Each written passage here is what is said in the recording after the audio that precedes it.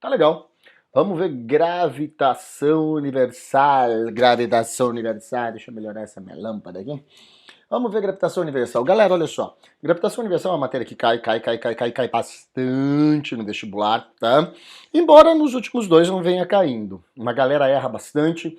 Para ter legal gravitação, você tem que ter uma matéria, um pré-requisito que seria resultante centrípeta e movimento circular. É legal que você saiba. Então, se você não sabe, dá uma olhada primeiro e depois ver essa aula de gravitação. Mas vamos trabalhar, olha só. Gente, a gravitação, você vai ver que as expressões na Federal Central vem no formulário. Ó. Aqui nós temos a força gravitacional, né? Que vem ali apresentado no formulário, e esse ano ele deu até a velocidade de escape. Daí caía uma questão sobre velocidade de escape. Nós vamos deduzir para você, além de falar sobre isso. Então, olha só. Aqui nós temos os planetas, né? Aquilo que a tia Teteia lá do primário, a Varizenta, brincava com vocês lá com o Mobile, que ela fazia aqueles negócios balançando no teto da sala. Então aqui nós temos os planetas telúricos, né? Os rochosos, e aqui os planetas gasosos, tá? Então, essa aí é a sequência de planeta, nenhum vestibular. Pô, eu não vi nenhum vestibular até hoje pedir o decoreba da sequência, mas é legal que você saiba. Bom, gente, vamos trabalhar falando das leis de Kepler, mas também falando um pouco da história da física. Na Federal de Santa Catarina já caiu, como a gente vai resolver. Na UDESC já caiu a história da física. E no Enem, a FUVEST agora, Unesp, ano passado, cobrou de novo a história ali de Copérnico, então a gente vai falar. Desde a Grécia Antiga, o homem já olha para o céu tentando entender como funcionam os astros. Um dos sistemas gregos mais importantes é o sistema do fogo central, o sistema de Filolau. O que dizia o sistema Filolau? No centro do nosso sistema planetário tinha uma grande fogueira. Veja bem, não é o Sol, era uma fogueira. E ao redor dessa fogueira nós tínhamos esferas concêntricas, que significa isso? Com o mesmo centro, nós tínhamos esferas, e os planetas estavam enfiados nessas esferas, e um grande motor fazia tudo girar.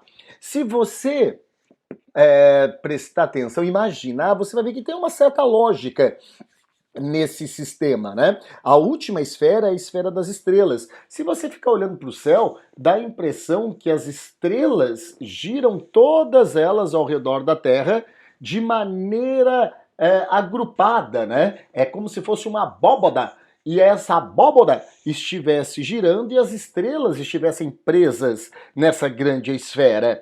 Esse era o sistema de Filolau, né? Só que tinha alguns astros que contrariavam esses movimentos. Como assim contrariavam esses movimentos? Você pode ver que se você começar a acompanhar o movimento do Sol, ele vai sair de um ponto, vai indo, até chegar no outro ponto. Então, era uma trajetória que era muito fácil de você prever essa trajetória. Mas tinha alguns astros, o nome já veio daí também, Asteri Planetae, um negócio assim, né? Viajantes errantes, que alguns astros que tinham uns movimentos erráticos nos céus, tá?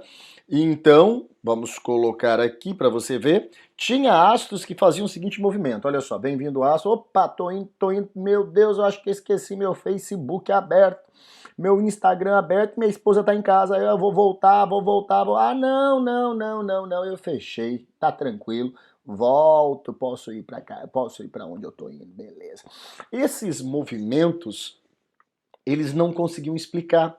Por que todas as estrelas faziam um movimento como se fossem circulares ao redor da Terra e tinha esses astros, né, se eu não me engano, vem de asterai, planetai, viajantes errantes, né? Esses astros faziam esses movimentos aleatórios, esses movimentos erráticos nos céus. Eles não conseguiam explicar isso. Então, como explicar esses movimentos, tá?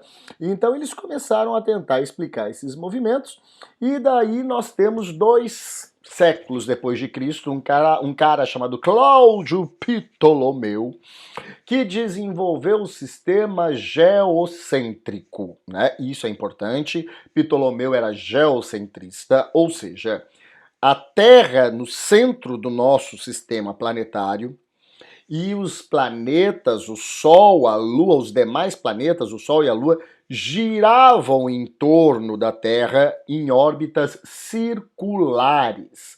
Não tem nada a ver com órbitas elípticas, órbitas circulares, tá?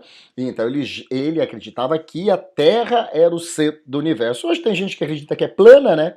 Por isso que muita gente está pedindo essa aula, porque tem muita besteira na internet, né? Tem uns caras que, meu Deus do céu, dá até preguiça de ouvir os caras falarem, né? Isso não é ciência, desculpa, mas isso tá muito na moda aparecer na internet, por isso que o pessoal tá pedindo bastante. Então, Ptolomeu, 2 séculos depois de Cristo, sistema geocêntrico, órbitas circulares, e Ptolomeu, ele falou sobre o epiciclo. O que são epiciclo? São pequenas órbitas circulares em torno de um ponto imaginário, e esse ponto imaginário fazia uma órbita circular maior ao redor da Terra. Então nós tínhamos esse movimento aqui assim, né? O Saturno, por exemplo, ele tinha uma pequena órbita dentro de uma grande órbita. Essa grande órbita era chamada de deferente, e aqui nós tínhamos epiciclo. Por que com epiciclo, gente? Dá para você explicar qualquer movimento, principalmente aquele movimento errático dos planetas no céu, né? Epiciclo, pequeno círculo descrito por um astro em torno de um ponto imaginário que, por sua vez, descreve um outro círculo que é o deferente.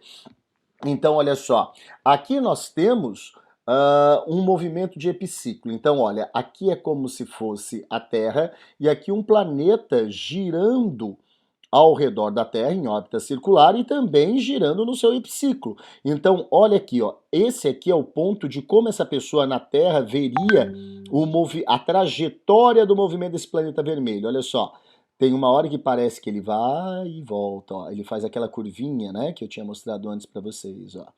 Então, o epiciclo conseguia explicar bem o movimento errático desses planetas, tá? Então, o epiciclo foi usado por muito tempo. Copérnico também continuou usando o epiciclo, mas a gente já falou do Copérnico, então a gente tem que Ptolomeu era geocêntrico, tá? Então, olha só, então aqui nós temos a Terra, né? Aqui nós temos, por exemplo, Marte girando ao redor da Terra no epiciclo. Ó como dá a impressão que uma hora Marte volta e depois vai para frente. É por causa desse círculo menor, o epiciclo, que gira em torno de um ponto imaginário, e esse ponto imaginário gira em uma órbita circular maior, que seria o deferente, tá? Então ali nós temos o modelo geocêntrico. Já Copérnico, ele era heliocentrista. Nada de trajetória elíptica ainda. Todas as trajetórias eram circulares, mas ele acreditava que o Sol era o centro do nosso sistema e os planetas, inclusive a Terra, giravam ao redor do Sol em órbitas circulares. Então, o principal ponto de Copérnico, ele era heliocentrista, mas nada de órbita elíptica, ainda órbitas circulares, tá? Mas Copérnico também continuou usando o sistema do epiciclo, né? Porque também o epiciclo conseguia explicar legal aquela órbita que nós tínhamos aleatória. Na verdade, hoje nós sabemos que é por causa das velocidades diferentes que os planetas têm ao girar ao redor do Sol. Daqui a pouco eu vou provar para vocês que quanto mais próximo o planeta está do Sol, maior é a velocidade. Então, olha, aqui nós teríamos a Terra, aqui nós teríamos Marte. Dá a impressão que ora a Terra se aproxima de Marte, ora se afasta, né? Se eu olhar a trajetória de Marte vista da Terra, ela teria essa trajetória aqui, ó. Uma hora eu estou alcançando Marte, outra hora eu estou ultrapassando Marte, tá bom? Tranquilo? Então tá bom. Então esse movimento errático não é por causa do epiciclo. Agora nós já sabemos que é por causa da diferença de velocidades dos planetas. Quanto mais próximo do Sol, maior a velocidade desse planeta, tá? É interessante a gente falar de Galileu Galilei. Foi um grande matemático, um grande físico, um grande cientista, um grande astrônomo. Falam muitas vezes, a Federal já perguntou que ele descobriu, ele inventou o telescópio. Não, né? Foi Hans Lippershey, mas ele aperfeiçoou. Né? Ele aperfeiçoou. Galileu Galilei, ele era heliocentrista. E o nosso vestibular pede isso, tá? Ele era heliocentrista, ele acreditava que o Sol era o centro do nosso sistema planetário. E os planetas, inclusive a Terra, giravam ao redor do Sol. Detalhe, órbita circular também. Ele não inventou o telescópio, mas ele aperfeiçoou o telescópio. Com o seu telescópio, ele foi o primeiro a ver as luas de Júpiter, Io, Ganimedes, Calisto e Europa. Tá? Ele foi o primeiro a ver tais luas. Tá? Então ele era um grande astronauta. Lembra? Caiu na Federal sobre a vida dele, ele era empírico, ele era muito experimental, ele era altamente matemático, né? Ele gostava também de provar tudo matematicamente, ele tinha uma grande habilidade matemática, mas ele era muito experimental, tá? É interessante da gente frisar isso. E Galileu Galilei, ele era heliocentrista. Se você ler a biografia dele, vai ver que ele não foi perseguido pela igreja só por isso, mas ele foi perseguido pela igreja. Ele virou churrasquinho? Não, não virou churrasquinho, tá? Mas ele ficou confinado na sua casa, prisão domiciliar, até os últimos dias. Tanto que ele usava tornozeleira eletrônica, foi o primeiro ali da Lava Jato, cala a boca. Então ele, na verdade, ele ficou preso e só quem podia ter acesso a ele era o pessoal do clero e a sua filha, que também fazia parte, né, da igreja, porque a filha dele era freira, beleza? Galileu Galilei, heliocentrista, foi perseguido pela igreja, mas não virou churrasquinho. Ele ficou em prisão domiciliar, beleza? Continuamos. Tem um cara que já caiu 2 vezes na federal, Tycho Brahe. Ele era o cara. Se existisse NASA naquela época e a NASA tivesse um dono, porque hoje a NASA tem um dono, né? É o Igor. Não sei se já vocês notaram o tamanho da NASA do cara, né? Vai nadar lá no Campeche de costa, o pessoal sai gritando tubarão. Mas se naquela época a NASA existisse e tivesse um dono, era ele. Tycho Brahe era o dono. Ele era o cara. Ele tinha tudo de mais avançado no seu castelo para observação dos astros.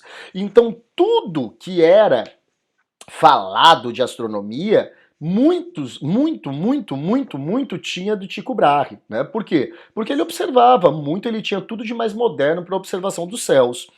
E Tycho Brahe, ele também fez o modelo, né? Ele falou assim, bom, o geocêntrico falou que a Terra era o centro e os planetas giravam ao redor da Terra.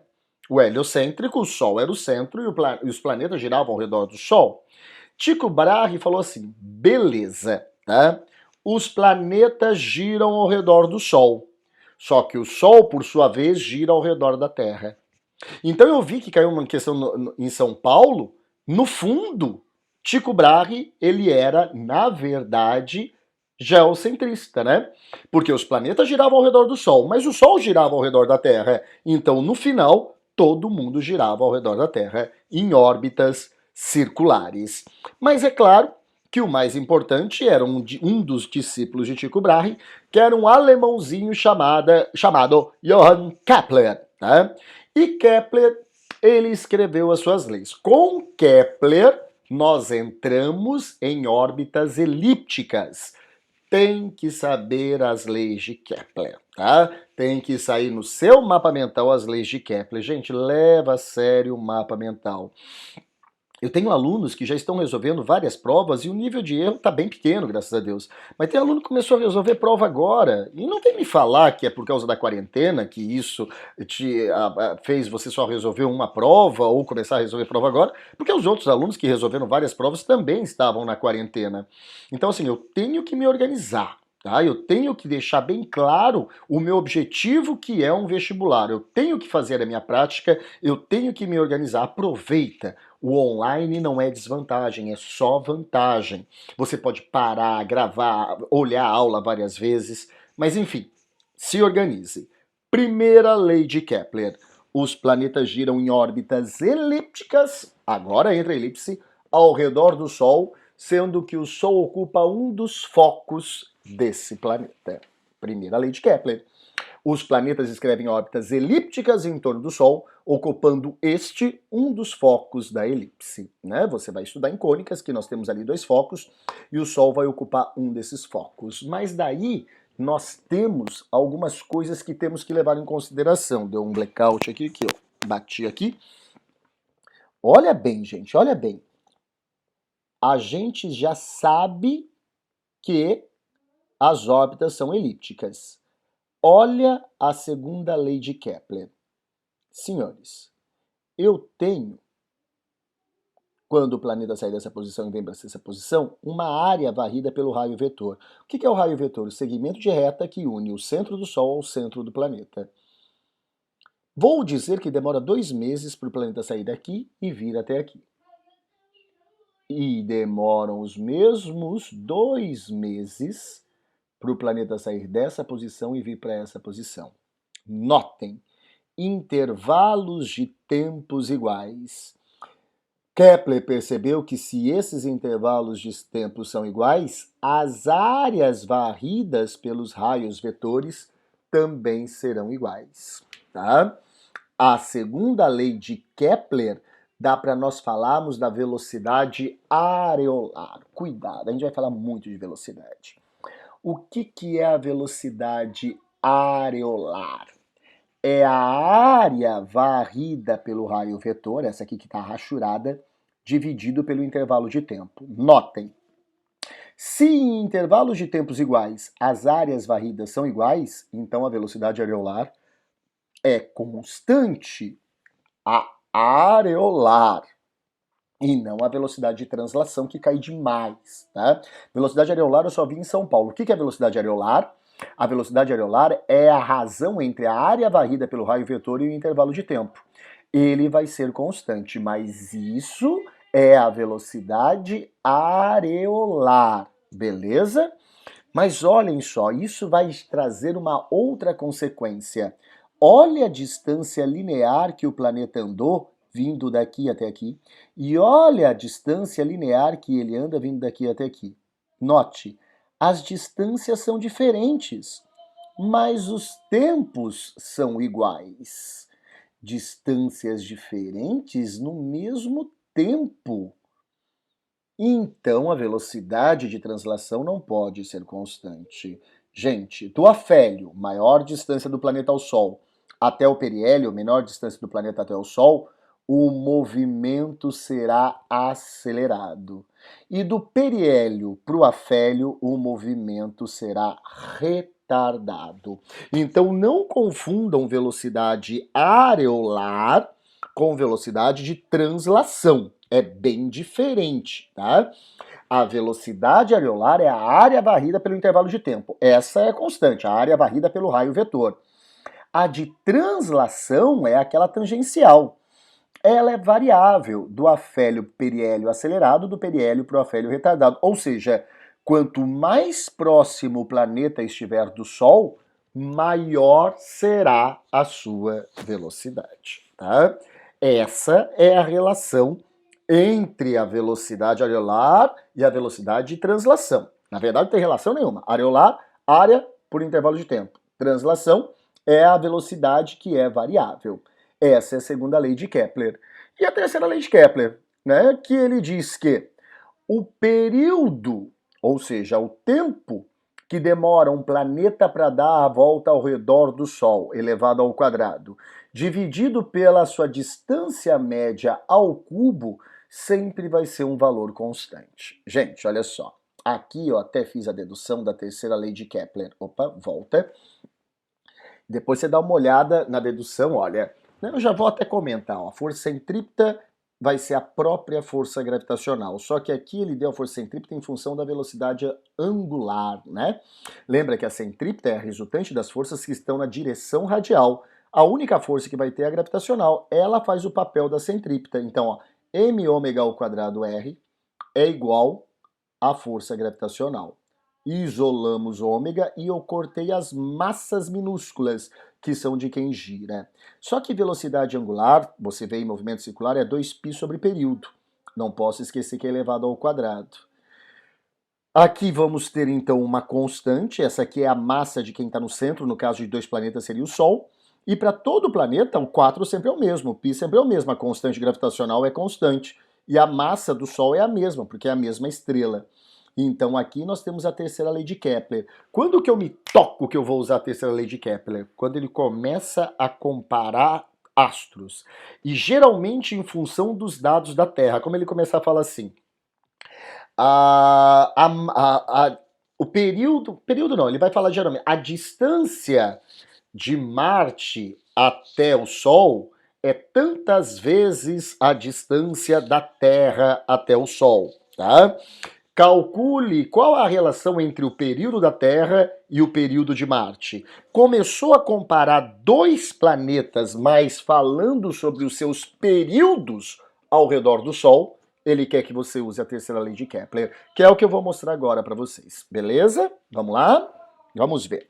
Então vamos ver as três leis sendo aplicadas de maneira sem cálculo, bem teórico, tá? Que também cai bastante na federal. Olha lá. Durante aproximados 20 anos, o astrônomo dinamarquês Tycho Brahe realizou rigorosas observações dos movimentos planetários, reunindo dados que serviram de base para o trabalho desenvolvido após sua morte por seu discípulo o astrônomo alemão Johann Kepler. Kepler, possuidor de grande habilidade matemática, analisou cuidadosamente os dados coletados por Tycho Brahe, ao longo de vários anos tendo descoberto três leis para o movimento dos planetas. Apresentamos a seguir um enunciado das três leis de Kepler.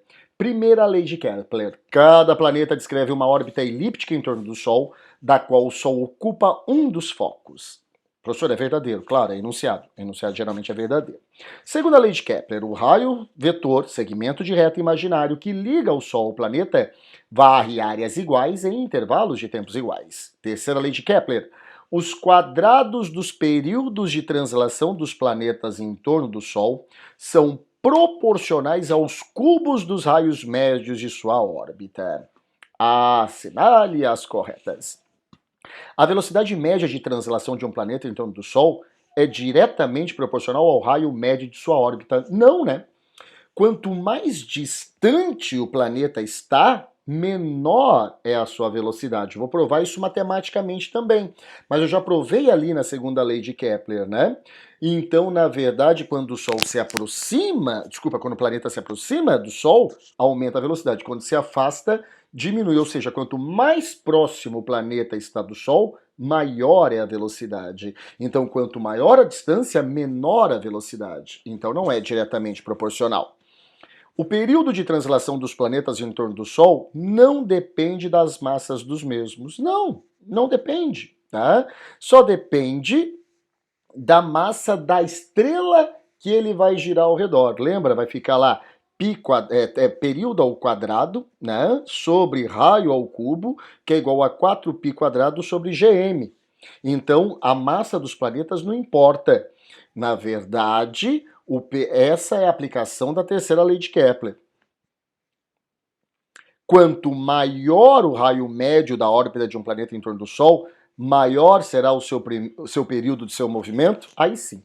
Eu sempre gosto de brincar. Eu vou pegar Mercúrio, mas depois você vai ver que a gente vai falar bastante sobre Mercúrio. Mercúrio, que é o planeta mais próximo do Sol, recebe esse nome. A tia Teteia lá do pré-primário falava que recebia esse nome porque era vermelhinho, né? Porque ela falava que o Mercúrio, que é aquele que passava no machucado, era vermelho. Não tem nada a ver. Mercúrio era o deus da velocidade, né? Era o mensageiro dos deuses. O planeta Mercúrio recebeu esse nome porque é o planeta mais veloz. E, por consequência, está mais próximo do Sol. Já Plutão nem planeta é planeta anão. Tá? Existem planetas anões maiores que Plutão. Então, se Plutão fosse planeta, tinha um monte de planeta espalhado por aí. Mas vamos pegar Plutão, que é um astro, né? Ó, Plutão está mais próximo do Sol ou mais distante? Mais distante. Então é maior a velocidade ou menor a velocidade? Menor a velocidade. Se é menor a velocidade, demora mais tempo ou menos tempo para dar uma volta? Mais tempo. Então o período é maior, o tempo é maior. Então, Mercúrio e Plutão, Mercúrio e Plutão, Mercúrio e Plutão, Mercúrio e Plutão. Plutão, mais próximo ou mais distante? Mais distante. Maior a velocidade ou menor a velocidade? Menor a velocidade. Menor o período ou maior o período? Maior o período, porque além de estar mais distante, a velocidade é menor. Mercúrio está mais próximo ou mais distante? Mais próximo. Maior a velocidade ou menor a velocidade? Menor a velocidade. Se é menor a velocidade, maior o período, maior a velocidade, né? Desculpa de novo, ó. É Mercúrio, Plutão, Mercúrio, Plutão, Mercúrio, Plutão. Mercúrio está mais próximo ou mais distante? Mais próximo. Se está mais próximo, maior a velocidade ou menor a velocidade? Maior a velocidade. Maior o período ou menor o período? Menor o período. Demora menos tempo para dar uma volta ao redor do Sol. Além de estar mais próximo, é mais rápido. Então demora menos tempo. Então vamos lá, Mercúrio e Plutão, Mercúrio e Plutão, Mercúrio e Plutão, Plutão. Mais próximo, mais distante? Mais distante. Maior a velocidade ou menor a velocidade? Menor a velocidade. Menor o período ou maior o período? Maior o período. Mercúrio está mais próximo, mais distante? Mais próximo. Menor a velocidade ou maior a velocidade? Maior a velocidade. Maior o período ou menor o período? Menor o período. Demora menos tempo para dar uma volta inteira. Sempre Mercúrio, Plutão, Mercúrio, Plutão, Mercúrio, Plutão. Isso vai te ajudar. 08. A segunda lei de Kepler assegura que o módulo da velocidade de translação em planeta em torno do Sol é constante? Falso. Do afélio para o periélio, nome dos gêmeos, acelerado. Do periélio para o afélio, retardado. Quanto mais próximo, maior a velocidade de translação. A velocidade de translação da Terra em sua órbita aumenta à medida que ela se aproxima do Sol e diminui à medida que ela se afasta. Eu tinha acabado de falar e já coloquei verdadeiro. Os planetas situados à mesma distância do Sol devem ter a mesma massa? Nem tem isso, meu Deus do céu. Da onde saiu isso? Oi, professor, o senhor não comentou nada. Porque não tem lógica, não existe. É falso. A razão entre os quadrados dos períodos de translação dos planetas em torno do Sol e os cubos dos raios médios de sua órbita apresenta um valor constante. Sim, que é a terceira lei de Kepler, né? É verdadeiro. Beleza? A questão foi considerada pela banca de nível médio, mas os alunos acharam difícil. Gravitação é um assunto que o aluno tem dificuldade. Vamos fazer essa abordagem teórica. Vamos fazer mais, olha só. Eu medi os céus, agora estou medindo as sombras. A mente rumo ao céu, o corpo descansa na terra. Com essa inscrição, Johannes Kepler encerra sua passagem pela vida, escrevendo seu próprio epitáfio, né? Aquela música do Titãs, nada a ver. Kepler, juntamente com outros grandes nomes, foi responsável por grandes avanços no que se refere à mecânica celeste. No que se refere à história e à ciência por trás da mecânica celeste, assinale as preposições corretas. O astrônomo Cláudio Ptolomeu defendia o sistema geocêntrico, com a Terra no centro do sistema planetário. Sim. Já Nicolau Copérnico defendia o sistema heliocêntrico, com o Sol no centro do sistema planetário. Sim. Tycho Brahe elaborou um sistema no qual os planetas giravam em torno do Sol e o Sol girava em torno da Terra. Perfeito. Olha o grau de dificuldade desse item. Ficou fácil porque a gente acabou de ver. Mas se você nunca tivesse ouvido falar nisso, não ia saber fazer. Olha o 2. Galileu Galilei foi acusado de herege, sim. Processado pela Igreja Católica, sim. E julgado em um tribunal, sim. Por afirmar e defender que a Terra era fixa e centralizada no sistema planetário, não. Ele não era geocentrista, ele era heliocentrista. Kepler resolveu os problemas das órbitas dos planetas quando percebeu que elas eram elípticas, e isso só foi possível quando ele parou de confiar nas observações feitas por Tycho Brahe. Falso. Kepler sempre confiou, não tinha como não confiar nas anotações, tá? Tem alguns livros que falam que ele até plagiou Tycho Brahe, não é verdade. Ele era um exímio matemático, Kepler. Então ele se baseou nas observações, mas ele fez as suas conclusões, tá? Então até o final ele foi sim se baseando nas observações feitas por Tycho Brahe. O movimento de translação de um planeta não é uniforme. Perfeito. Ele é acelerado do periélio, entre o periélio e o afélio, e retardado do afélio para o periélio. O contrário. Ele é acelerado do afélio para o periélio e retardado do periélio para o afélio. Todo vestibular cobra isso, lembra? Quanto mais próximo o planeta estiver do Sol, maior será a velocidade. A teoria da gravitação universal de Newton é válida para situações nas quais as velocidades envolvidas sejam muito grandes. Não. Se as velocidades são muito grandes, próximas à velocidade da luz, eu tenho que usar a teoria da relatividade restrita. Mas uma aluna fez uma pergunta que eu achei bem interessante. Ah, professor, então a relatividade restrita só vale para velocidades muito grandes? Não, falei isso lá nas aulas de relatividade. A relatividade restrita vale para qualquer velocidade. Mas não vem ao caso eu aplicar a matemática da relatividade restrita para um carro a 40 km por hora. Mas se eu aplicar, vai dar certo. Então, olha só. Para a física clássica, só funciona com velocidades baixas, velocidades próximas às velocidades da luz, a física clássica não vai funcionar. Já teoria da relatividade restrita funciona tanto para velocidades baixas quanto para velocidades próximas à velocidade da luz. Tá bom? Continuamos. Opa, vamos lá. 32. A teoria da relatividade geral de Einstein propõe que a presença de uma massa deforma o espaço e o tempo nas suas proximidades. Sim, tá? Que a teoria da relatividade geral, grandes massas deformam o espaço-tempo. Os planetas não giram ao redor do Sol por causa de uma força misteriosa que os une, e sim porque o Sol tem uma grande massa e deforma o espaço-tempo ao seu redor, fazendo com que os planetas se movam nessa deformação. Nós vamos trabalhar a linha do tempo mais adiante, você vai ver que eu vou falar a teoria da relatividade geral, tá? A relatividade geral fala da deformação do espaço-tempo. Quanto maior a massa e menor a distância, mais intensos são seus efeitos. Por isso que eu disse que eu ia falar bastante de Mercúrio. Aquilo que eu falei, Mercúrio mais próximo, maior a velocidade, a grosso modo funciona. Só que Mercúrio é o planeta que mais vai dar errado se você usar a física newtoniana para fazer os cálculos de da sua órbita. Por quê? Porque ele é o planeta mais próximo do Sol. Quanto mais próximo do Sol, maior é a ação daquela deformação do espaço-tempo. Daí eu não posso usar a teoria newtoniana, eu tenho que usar a teoria da relatividade geral para fazer o estudo. Então, olha, por isso a órbita de Mercúrio não pode ser explicada pela gravitação de Newton. Não, tá? É verdadeiro. Foi isso que foi uma das indicações para Albert Einstein começar a pensar nas teorias. Porque todos os outros planetas fechavam muito bem o cálculo da teoria newtoniana com a realidade. Já Mercúrio não fechava. O cálculo previa uma coisa e o tempo que a gente via na prática era outra. Mas daí, com a relatividade geral, realmente fechou, casou. Então, corpos em alta velocidade, teoria da relatividade restrita. Corpos com grande massa, deformação de espaço-tempo, teoria da relatividade geral. Beleza? Então, esses dois exercícios foi para ver que dá para fazer questão de relatividade sem cálculo. Mas na próxima aula a gente vai misturar cálculo com a teoria da relatividade geral, que geralmente quando cai cálculo, um dos itens também vão ser teóricos, tá? Um não, vários itens são teóricos, beleza? A gente se fala na próxima aula. Valeu, tchau!